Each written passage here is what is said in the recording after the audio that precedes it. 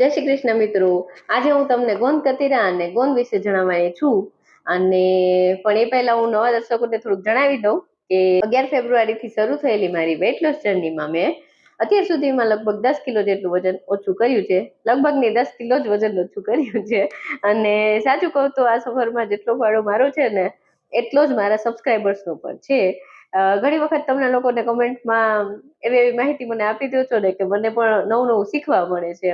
અને આજે પણ આ ગોંદ કતીરા વિશે મને નેહાબેન અને હેપીબેનની કમેન્ટ પરથી જાણ થઈ હતી. લગભગ અઠવાડિયા પહેલા એને કમેન્ટ કરી હતી. તો મને તો હું અત્યાર સુધી એમ ગોંદ કતીરા અને ગોંદ બંને એક જ વસ્તુ છે એવું સમજતી હતી. મને એમ થયું આપણે જે અડદિયામ નાખીને એ ગોંદ ને આ ગોંદ કતીરા બધું એક જ થયું. પછી મને થયું કે હાલો થોડું સર્ચ કરવું, એટલે થોડું ફંફોયું અને પછી સાચી માહિતી જાણકારી મને થોડીક મળી. અને ખરેખર મને ઘણી નવી વાતો જાણવા પણ મળી. પછી મને થયું કે મારી જેમ કદાચ ઘણા લોકોને આવી બાબતે ગેરસમજ હશે, કન્ફ્યુઝન હશે ગોંદ કતીરા ગોંદ વિશે. એટલે મેં કીધું હાલો હવે આજે વિડીયોમાં પણ હું તમને બધાને પણ જણાવી દઉં. તો સૌથી પહેલા વાત કરીએ ગોંદ કતીરાની. ગોંદ કતીરા અને ગોંદ બંને અલગ વસ્તુ છે. ગોંદ કતીરાને પાણીમાં પલાળો એટલે ફૂલીને જેલી જેવું થઈ જાય. પણ ઘણા લોકો છે ને ઉનાળામાં એને દૂધ કે પછી શરબતમાં એને ઉમેરીને એમ લેતા હોય છે. એનાથી છે ને લૂ ને ન લાગે એમ. તેની તાસીર ઠંડી માનવામાં આવે છે. એટલે ઉનાળામાં છે ને ઘણા લોકો એનો ઉપયોગ કરે છે. કહેવામાં આવે છે કે એ શરીરને ઠંડક આપવા માટે મદદ કરે છે. અને પાણી સાથે ફૂલી જતું હોવાથી થોડું પેટ પણ આપણું ભરાયેલું ભરાયેલું પણ લાગે છે એમ. એટલે આપણે ખાવામાં પણ પેટ ભર્યું ભર્યું લાગે તો આપણે આડું અવડું બીજું કંઈ ખાઈ નહીં એમ. એટલે કેટલાક લોકો વેટ લોસ દરમિયાન પણ એનો ઉપયોગ કરે છે એમ. એટલે મેં કોઈ ટ્રાય નથી કરી, પણ મેં એવું આવું જાણ્યું છે, જાણવા મળ્યું મને. પણ મિત્રો એક વાત ખાસ યાદ રાખવાની, માત્ર ગોંદ કતીરા ખાઈ લેવાથી વજન ઓછું થઈ જતું નથી. વજન ઘટાડવા માટે હજુ પણ કેલરી ડેફિસિટ, પૂરતું પ્રોટીન અને એક્ટિવિટી સૌથી મહત્વની છે આપણી ડેલી રૂટીનમાં, બરોબર છે. અને વાત કરીએ ગોંદની, તો હવે ગોંદ એટલે જે ગોંદને આપણે લાડવા બનાવીએ, અડદિયા બનાવી, ખાવાનું આપણે તળીને વાપરી ઘીમાં. એટલે એને ઘીમાં શેકીને આપણે ફૂલી જાય છે ને, તો એ શિયાળામાં આપણે બધા લગભગ ગુજરાતી બધા ઘરમાં ગુંદના લાડુ ને આપણે અડદિયા એવું બનતું હોય છે. અને આપણે ડિલિવરી પછી પણ આપણે ગુંદ ખવડાવી પાકમાં નાખીને, જે નવી માં હોય એના. એટલે એમાંથી ઘી ગુણ અને સૂકા મેવા એવું બધું હોય એટલે સારી ઉર્જા મળે છે. પણ સાથે સાથે કેલેરી પણ વધારે મળે છે. એટલે જો તમે મારી જેમ વેટ લોસ જર્ની પર હો ને, તો ગોંદના લાડુ ખાઈ ન શકાય. કોક દી ખાઈ બનતું તો ઠીક છે, પણ નહીં ખાવાના અડે ધડે પણ માપમાં ખાવાના એમ. અને હવે ઘણા લોકો પૂછતા હોય કે વેટ લોસમાં કયું સારું એમ. તો મને જે સમજાણું ને એ મુજબ તો જો તમે ગોંદ કતીરા લો ને, તો ઓછી કેલેરીમાં થોડુંક પેટ ભરાઈ જાયેલું, મતલબ ભરાયેલું રાખવામાં મદદ કરે છે.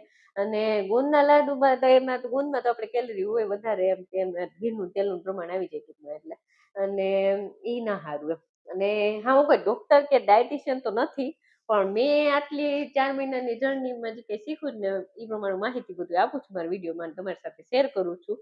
અને હજી પણ હું શીખું જ છું, તો જે શીખવી તમને કહું એમ. અને જો આ બાબતે વધુ માહિતી હોય તમારી પાસે, મેં જે કીધું એનાથી વધારે, તો તમે કમેન્ટમાં કહેજો. અને મને પણ શીખવા મળશે એનાથી એમ, અને બીજા દર્શકોને પણ ફાયદો થશે. તો ચાલો આપણે બધા મળીને આગળ વધીએ અને આજની દિનચર્યા તરફ જઈએ એમ. તો આજની દિનચર્યા તો હું થોડુંક ફટાફટ બતાવી દઉં છું, નહીં તો વિડીયો લાંબો થઈ જશે. તો જો સવારે તો મેં આજે છે ને જીરા પાણી પીધું હતું, પછી કંઈ ખાધું નહોતું, કારણ કે આજે શ્રેતની સ્કૂલે જવું હતું મારે એલસી લેવા માટે, અને કાલે હોસ્ટેલમાં મૂકવા જવું છે ને એટલે. તો હું ને ઘરમાં બધું કામ ફટફટ નિપટાવી દીધું, પ્રેમા દીદી એને, અને મેં મારું રૂટીનનું બધું પતાવી દીધું.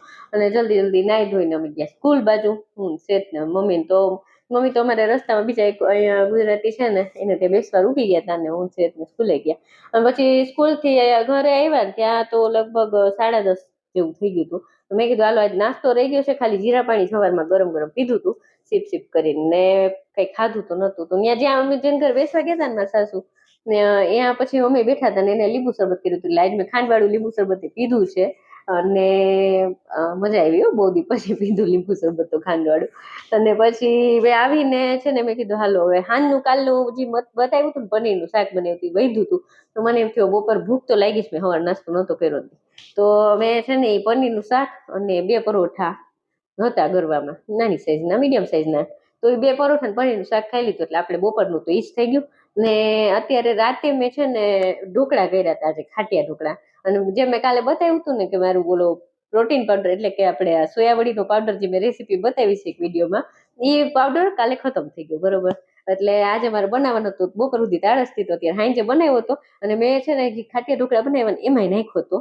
તો જો આવી રીતે એ 30 ગ્રામ જેટલો નાખ્યો હતો ને એક નાની થાળી મારા માટે કરી હતી. તો એ આખી થાળી તો મારાથી ખૂટે નહીં, એટલે અડધી ખાધી છે ને અડધી વહી હતી ને એ કાલ સવારે ખાય છે. એટલે લગભગ 15 ગ્રામ જેટલું પ્રોટીન એમાંથી મળી ગયું. ને મેં આજ આખા દિવસમાં 2 કેરી ખાધી છે, એટલે આજ ખાવા પીવાનું તો થોડુંક મીઠું મીઠું વધારે થઈ ગયું એવું લાગે છે મને. અને બસ બીજું કઈ મેં ખાધું નથી. પાણી તો હું રોજ જેમ પીવું છું એમ 3.5-4 લીટર આસપાસ તો પી જ ગઈ છું. મતલબ હુઈશ ત્યાં સુધીમાં પીવાઈ જાય. જો આજની દિનચર્યાનું અંદાજિત પોષણ મૂલ્ય દર્શાવતું કોષ્ટકમાં જે કાંઈ મેં કાંઈ ખાધું પીધું છે ને આખા દિવસમાં બધું લખ્યું છે. અને આટલી કેલેરી મળી છે. તમે પણ સ્ક્રીનશોટ જોતો હોય તો લઈ શકો છો. ચલો હવે રેડ ક્રોસ માર્ક કરી લઈ. અને હા, એ પેલા હું કહી દઉં કે તમે લોકો મારું જે વિડીયો રેગ્યુલર જોવો છો એ તો કમસે કમ જો મારી બધી વસ્તુ પસંદ આવતી હોય ને વિડીયોની તો એક લાઈક કરી દેજો. અને જે નવા દર્શકો છે એને પણ મારી જર્નીનું શું કહેવાય સથવારો પૂરવો હોય ને હેલ્ધી વેમાં, નો ઇક્વિપમેન્ટ, નો સપ્લિમેન્ટ, ઓનલી હોમમેડ, હું તો એમાં જ માનું છું. તો સબસ્ક્રાઇબ કરીને બેલ આઇકન જરૂરથી દબાવજો, જેથી તમને નોટિફિકેશન તરતથી મળી જાય વિડીયો પોસ્ટ થાય કે, બરોબર. ચલો રેડ ક્રોસ માર્ક કરી લઈએ.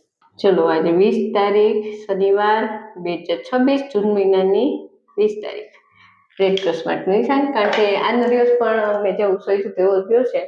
અને હા, હું કહેતા ભૂલી ગઈ કે આજે મેં વર્કઆઉટમાં કંઈ એવું કર્યું નથી. પણ અત્યારે છે ને સવારે ઉઠવા મોડું થઈ ગયું થોડુંક આજે. તો અત્યારે હું થોડુંક સીડી ચડ ઉતર કરી લઈશ અને વોક પણ કરી લઈશ. એટલે આજનું તમારું વર્કઆઉટ ઈ જ રહે. ને તમારી ડિસ્ક્રિપ્શન બોક્સમાં લિંક આપી દો કે મેં આ કર્યું હતું, બરોબર છે. એટલે ફરી પાછા મળીએ આવતીકાલે રાત્રે 10 વાગે. ત્યાં સુધી ચમકતી ચાંદીને રજા આપો. જય શ્રી કૃષ્ણ. ખુદની તબિયતનું ધ્યાન રાખજો, પરિવારનું બધાનું ધ્યાન રાખજો. Okay, bye. જય શ્રી કૃષ્ણ. Good night.